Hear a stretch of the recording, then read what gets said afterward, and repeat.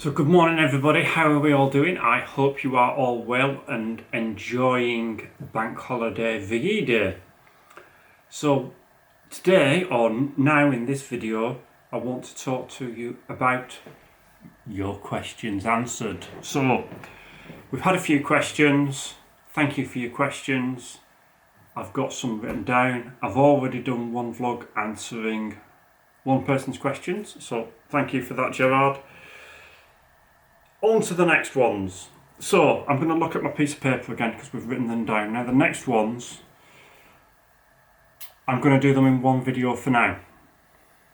We might expand on them later and all will become clear in a moment. So the Cycling Bean 37, you asked me if I could do a video talking about my experiences racing on Zwift and which training plans would be best for racing on Zwift.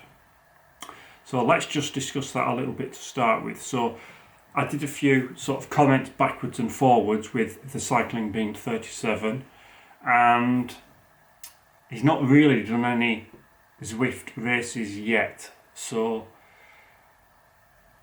I'm going to talk about my experiences racing in a moment, but regarding the training plans, you really need to have an idea first of all with training plans of what you're trying to improve, which comes back to what I was discussing the other day in the basics of power training video, in that you've got to have an idea what your goal is before you can then work out what your training needs to be. So I can't really say which training plan is best until you know what you're trying to achieve. So my suggestion initially to the Cycling Bean 37 is just go out and race, do some races on Zwift, get stuck in, do some time trials, do some longer races, do some hillier races, do some flat races, do some other circuit type races. You don't need to do too many, but by the time you've done maybe one or two of each, you're going to get a good feel for which one suits you better, and you're going to get a good idea, a good feel for which bits you need to improve on, which bits you fall down on. Once you've got that idea, you'll then be able to pick a training plan suitable or tailor your training accordingly. So, for example, if you find that you are really good at holding a constant power in a time trial and you do okay at that, you're obviously more suited to time trialing. If you find that you're struggling to keep up with the bunch, but if you do keep up with the bunch, by the time you get to the end, you've got a really good sprint, well, you probably don't need to work on your sprinting. You need to work on your sustainable longer term power, more like time trialing stuff, so threshold stuff. If you're weak at climbing, you need to work at climbing. If you're weak at repeating multiple bursts of power, so burning your matches, because you're on a circuit, and every circuit there's a tiny hill like on the volcano circuit where you're at threshold and you've got to go over threshold and you've got to sprint up it to keep with them. You need to work at that. So do you see what I mean?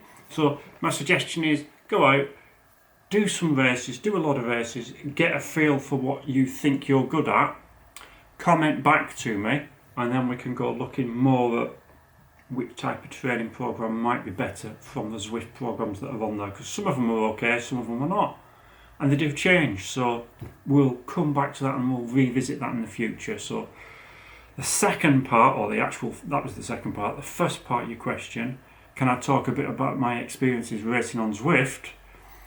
Yeah, I've done a lot of racing on Zwift, but not that much. It's been very intermittent. I've done about 180 races on Zwift, I think.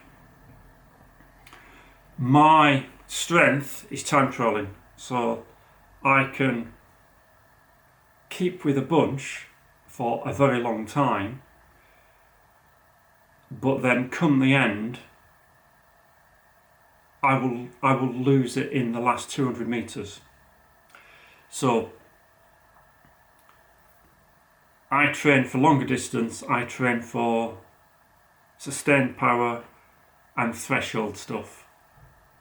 I've not got a very good sprint at the moment, and I'm pretty good at climbing, so I'm better in the longer races and I'm better in the hillier races as well. So one of the big difficulties with Zwift racing is that start, and there is a big knack to starting and managing to stay with the bunch at the start. So you want to be in that pen. So get on Zwift, log on to Zwift. If your Zwift race is starting, say, at 4 p.m, turn the computer on, get it all ready, get it all warmed up and everything, say at 3:30, so that you know you're logged on, you know it's working. If you've got any teething issues, you can sort that out, so plenty of time. Get on there and do 20-minute warm-up. Then at 10 to, click the join event and go through to the pen. Again, with 10 minutes to spare, that means that if there's an issue with joining, you can come out of Zwift, you can log back in, and you've still got time to get in the pen before the start of the race. It also gives you time to go to the toilet if you need to go to the toilet, if you forgot to turn your fans on, get a towel, food, drink, whatever, you've got time. Then, in the pen, just a nice steady, because you've done your warm-up, nice steady turning the cadence over, turning your pedals over, just keeping moving. And then with about 30 seconds to go, instead of just turning slowly, start to get your cadence up to normal, but you're still not putting in any effort.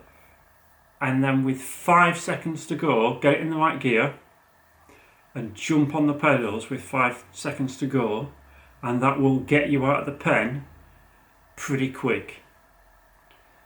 You've then probably got 4 or 5 minutes going above threshold, going hard, and then it'll settle down, then it'll ease down. So if you're doing a circuit race, for instance, on Watopia, and you were doing Watopia flat, so you'd leave the pen, you'd have to get up through that first tunnel, and those first 5 minutes it'll go hard. And if you were doing, say, a 4-lap race, you'll find that the first lap 1 and lap 2, it will have settled down after 4 minutes and it'll still be going hard. Lap 3 will ease again, and then lap 4 it'll take off again and you'll get bunches go. You'll get a break off the front. But again, it's experience. Like when I've done the live races and I've done the volcano circuit, and I've been saying where the splits tend to go and which bits you've got to watch for. It's experience. You've got to get in there and just ride it and race it. So the races on Zwift, the starts are very much like cyclocross races. So it's the gun goes and you're hard out the gate for 4 or 5 minutes, and then it'll ease down, and then you can get into your normal zone. You can work with a bunch. If you do stay with a bunch and you get dropped, look at on your Zwift screen, your right hand side, and look at the map and look at the list of riders and see how far behind the groups are. If you're the lone rider because you've been dropped and you've got 2 riders, 3 riders, 4 riders doing the same power and they're 5 or 10 seconds back, just ease up and wait for them, because you're going to have an easier ride with 4 or 5 of you than you are on your own. And then you might actually find that, in fact you quite often find this, as it goes off and it starts to start with, if you get shelled out the back, because it's a really hard race, lap 1, then by the time you're doing lap 2 or so, later on, within 10, 15, 20 minutes, you get a lot of others shelled back. And if you're going to group, then you start picking up more riders and your places will gradually increase. So that's my advice for that. Just get out there, just ride, just race, and then come back. And then we'll revisit that. So I hope that's helpful for now.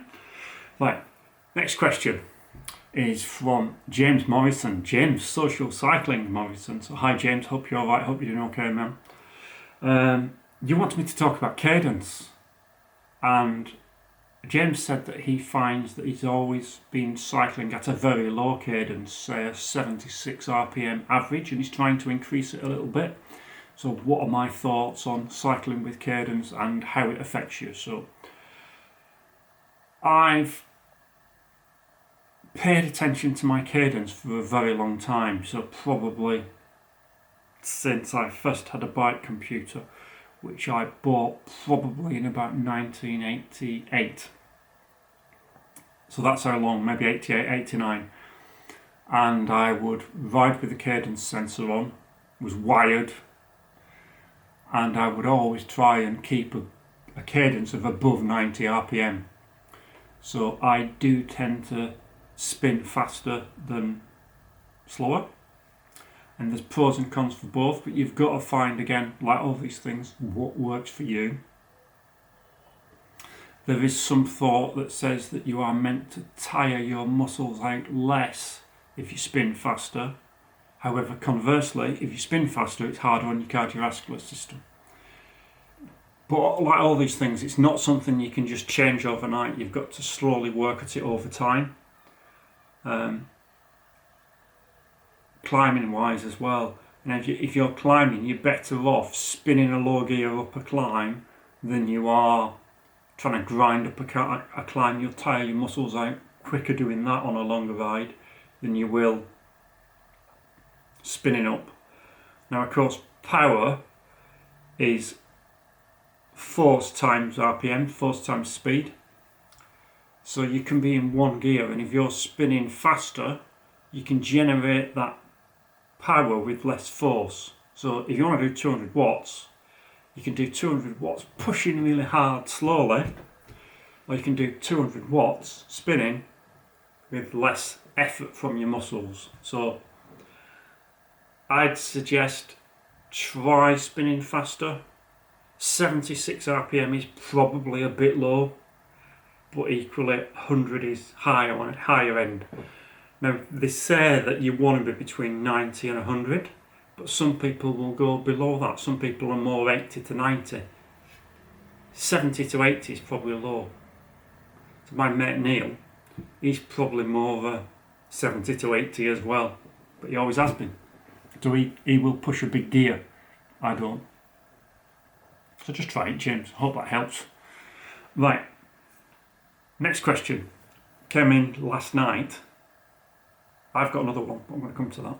Next question came in last night from Mike English. So thank you, Mike. Mike asked me 2 questions. He said, do I do any gym work?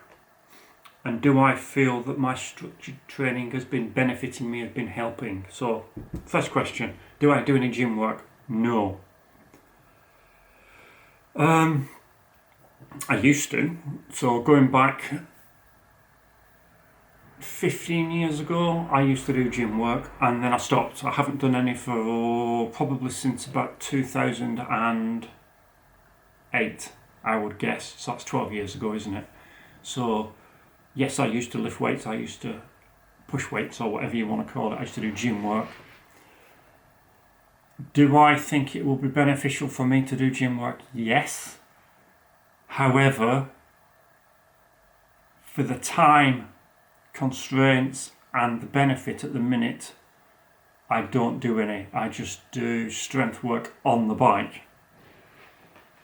So I do low cadence efforts on the bike to get leg strength that way, and I'm getting body strength from climbing the steep hills in my area. So longer term, reintroducing gym work back into my training routine is something that I want to do.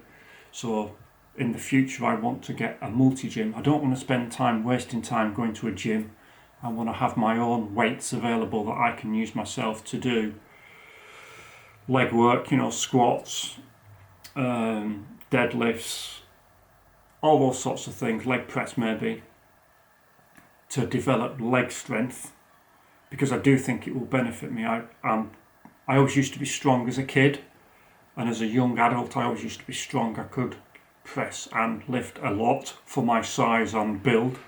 But of course, as you get older, you lose muscle strength, you lose muscle mass. So weights does help with that, and I am sure that gym work for me over the winter would help me with the steep hills, and will also help my sprint and my max power come back.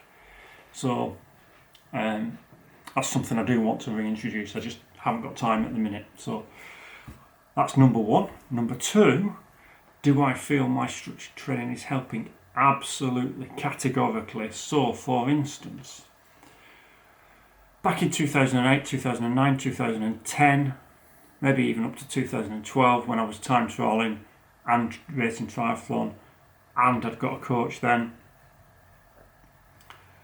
My best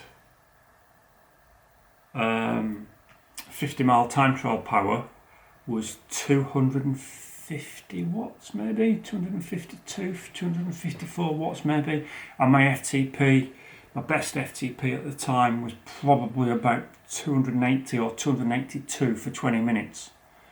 So the FTP wouldn't have been that, would it? It'd have been 95. But anyway, so it was 282 for 20 minutes. Now, I predict that this year I am going to beat my FTP. I think that this year I'm going to do my best ever FTP. I'll just look at my calculator a minute and we'll work out what 25% of that is. So 285 divided by 100 times 95. So it's 271 was my best FTP. I think I'm nearly at that already. So a good example would be, as part of my training then, I used to go out and I used to do a session where I used to go and do 2 lots of 20 minutes at threshold. It was a threshold development set, or just below threshold.